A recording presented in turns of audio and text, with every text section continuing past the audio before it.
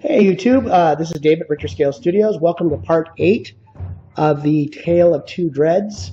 As you can see, I have a caked on oil wash on my Mark V, and the Mark IV is all ready for an oil wash. I'll take the weapons off and wash those two separately. As you can see, these got a nice shine to them. I've done off camera, I did their water transfers. I did a standard method of that. Lay down a nice gloss varnish, use a microsol, and there's a softener. Microsol, I can't remember the name of those exactly, they're upstairs.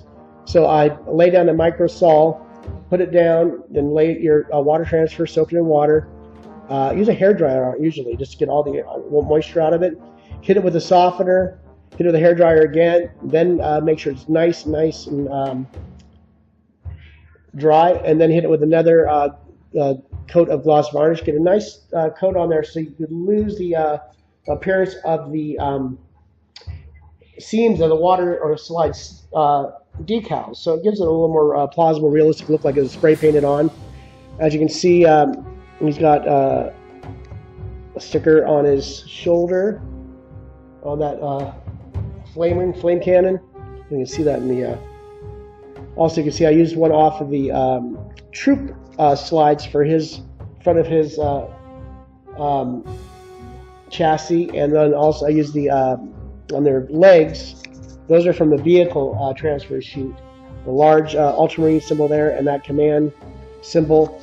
And I used a couple small ones on the rocket launchers. I have two of those. And you can see that. Let's get that in the thing. Then after I did that, I went in purposely, you can see over in this pile over here, not pile, but this paper plate. There's a little bit of the base color blue of the armor, and then there's some scorched brown and black mixed together, and I ripped a little bit of sponge off. I went over each one of the decals white area and hit it with the blue first, so it looks like it chipped off some of the paint from the if it was a stenciled on logo or something like that. And then after that, let that dry. Then I took the scorched brown and black and kind of went over the whole thing. Really dab it down in here to see where it got to. There was almost no paint, and just kept going over the model. You don't want to put big blotches on. It doesn't look good. But you can see right there's little blotches.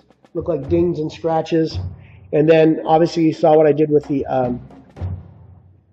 these other in the other parts where I went into the base coat. It was like a primer brown, and did that with a light blue and the dark blue liner blue on top to create that 3D trompe l'oeil look. I believe that's what is the French term for fooling the eye, so it looks like it's 3D and it's in the paint. It's really good for chipping. It takes a little more time, obviously, when you're painting two different colors, and then filling it in, and then going back and trying to fix it and making sure that color is not too thick or too thin.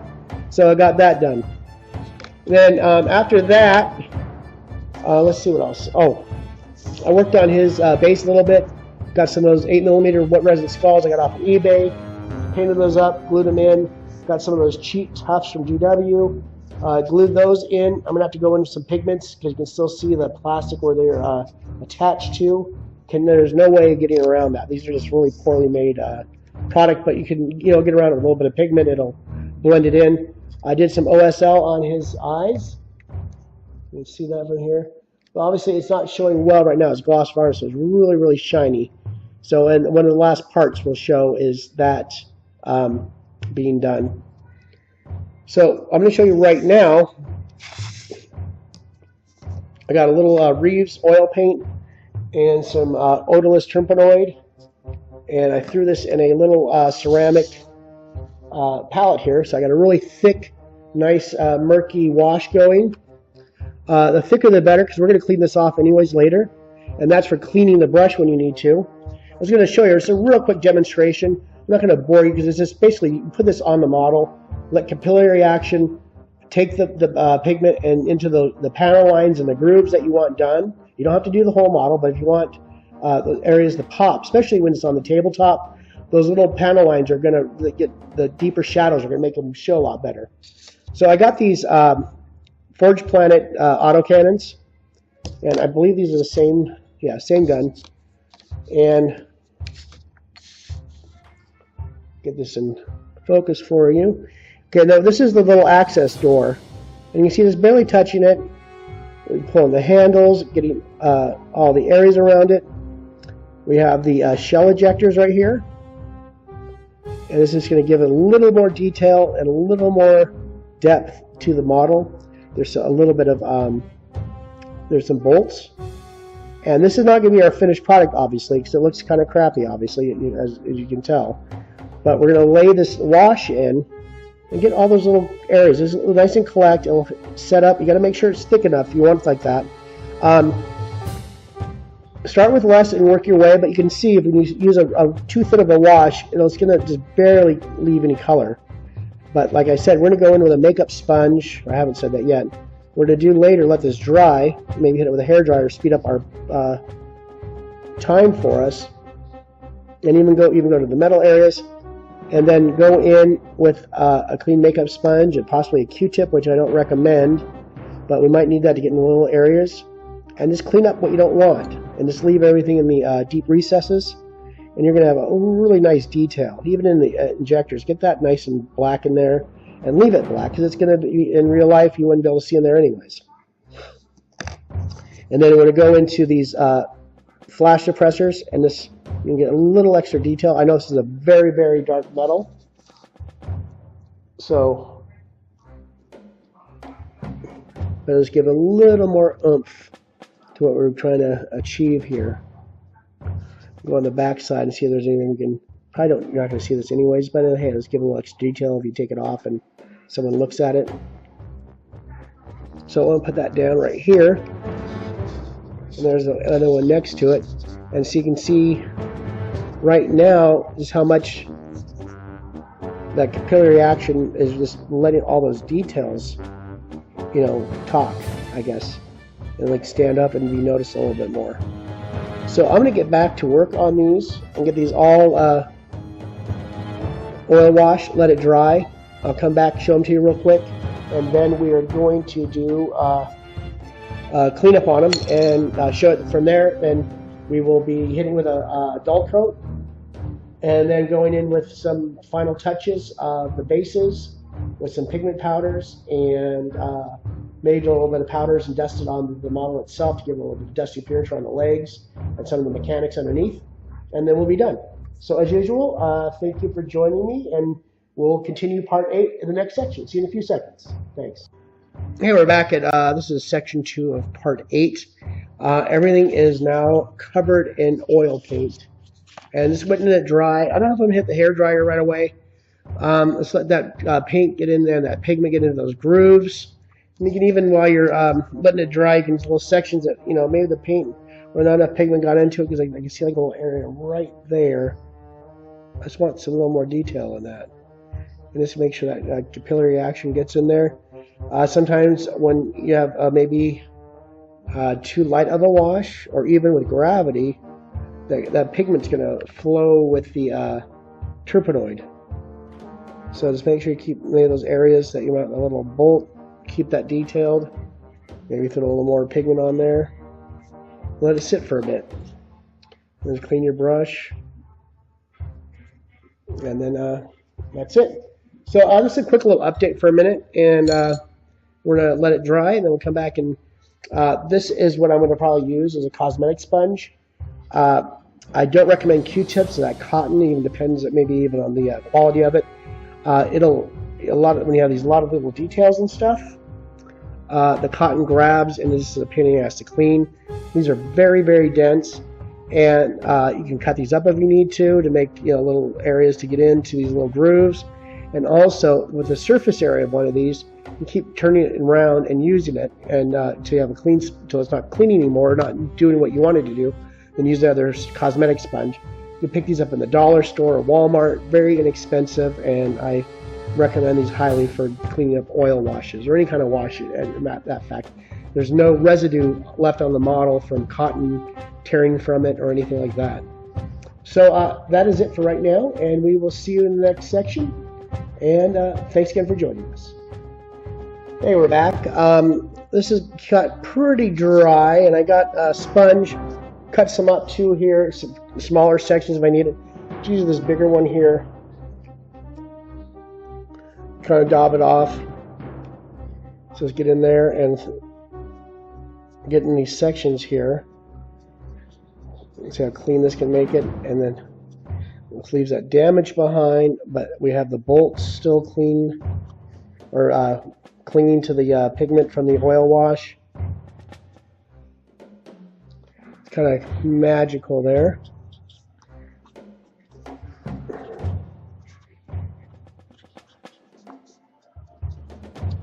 I'm kind of quickly go over it. You don't want to put too much force. You don't want to get into the grooves. And like I said, we can always go back and add more if we need to. But we want to get this nice and, well, not nice, because obviously this thing's battle damaged and chipped. We want to just get down to those areas that are making it nice and pop. Sorry to go off camera there. And like they got the vents filled now. We get even these little holes. I did paint, but I just noticed there were some areas that were missed. So we get in there with that and the oil paint and fill that up.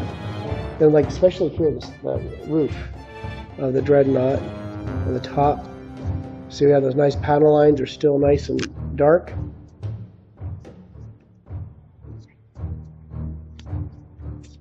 Go in and clean everything up that we can. And we can like leave the recesses. And we can see now the sponge is starting to get dirty. We can take another section of it, the back side of it, make sure it's clean, daub it off, dab it off, daub it. There.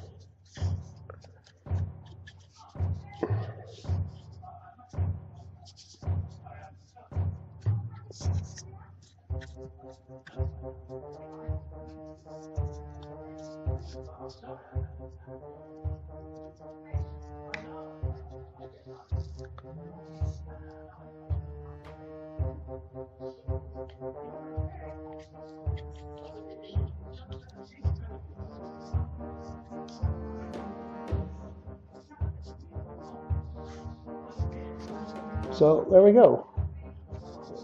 2 minutes into this, it's pretty clean. And you can see how this little panel lines are popping a little bit better. We got those showing nice up there. The details of the mechanics. We got some grease in there still from the leftover pigment. We got areas in the piston area where it's collected, and we're going to leave that. And those dark recesses are now shadowed even better. Let's go around that. Mechanicus a little bit better. And even the Mechanicus is nicely outlined. So we're going to go back and clean all these up, and then we will be back and show you all that. And you can even take areas where you just take the dry, clean sponge, get in there with some of your turpenoid, and take a clean sponge and just wipe it out. Perfect. So that'll be it for right now, and just another little spot right there. On this other side of this. We'll get in there like that. There. Looks good.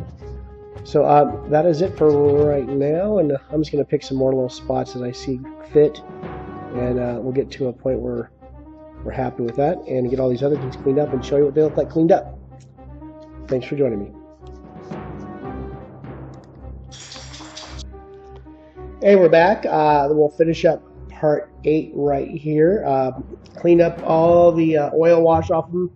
Let them dry a little bit on their own. Then hit them with the tear dryer to get more into them. And let's start with the Mark IV. As you can see, it knocked back the color a little bit. Even though it has a gloss varnish, it kind of leaves a little bit of makes it a little bit dirtier.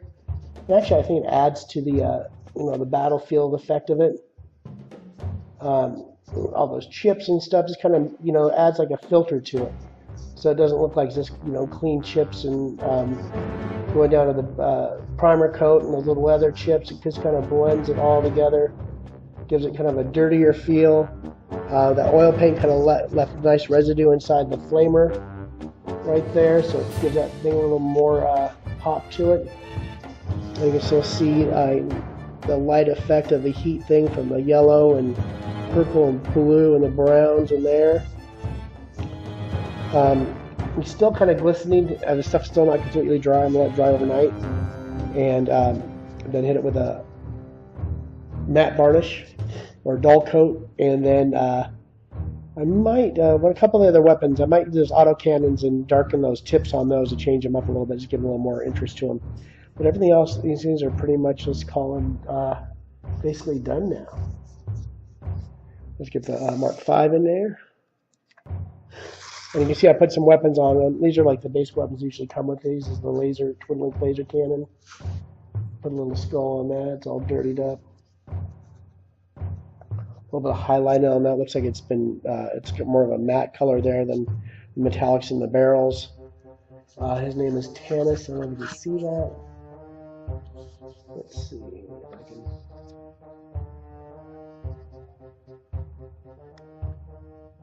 There we go. That took a few tries at it with a little brush. Still not perfect, but pretty good. I think that's like 7 tries trying to write that 5 little letters right there. And Tanis is a town in Egypt, and I forgot the other meaning of it. Kind of just made it up. I wanted something Titan, Titanic, and something that would fit in the little banner there. That's 5 letters, so it's tiny, tiny lettering. I really like how this weathering turned out. You can see like the oil washes in the ammo belt. Gives it a little more darkening and shadow. And nice shadows in there, based off of some gleam of the metal. These panel lines are popping. We've got light washed out a little bit. And then behind us, we have all the other weapons. So we can go and focus real quick.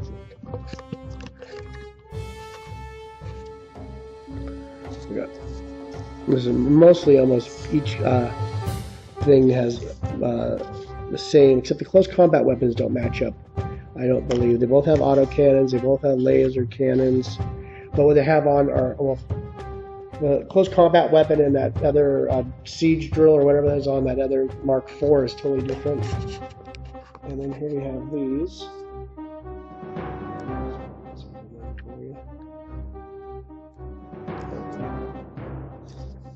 The rocket launchers, kind of did a little wash on those.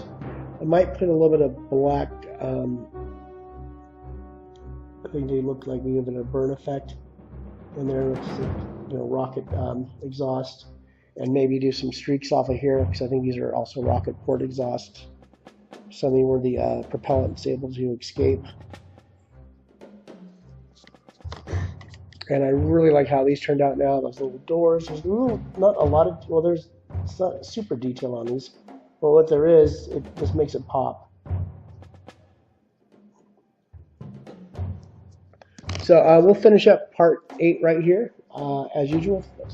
Give you one last view of Terminators, or not the Dreadnoughts. And let's just bring it down a little bit. There we go.